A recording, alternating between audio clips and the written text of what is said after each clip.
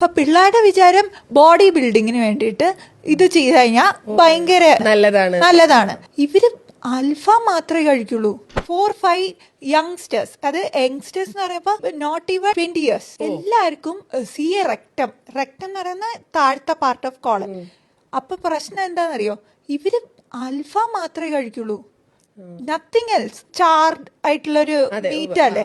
അപ്പൊ അതാണ് ഇപ്പൊ പിള്ളേരുടെ വിചാരം ബോഡി ബിൽഡിങ്ങിന് വേണ്ടിയിട്ട് ഇത് ചെയ്ത് കഴിഞ്ഞാൽ നല്ലതാണ്, ഫാറ്റ് ഫ്രീ ആണ്, കാർബ് കട്ട് ചെയ്ത് പ്രോട്ടീൻ എന്ന് പറഞ്ഞ് കഴിക്കുന്ന സാധനം. പക്ഷെ that is A charred food.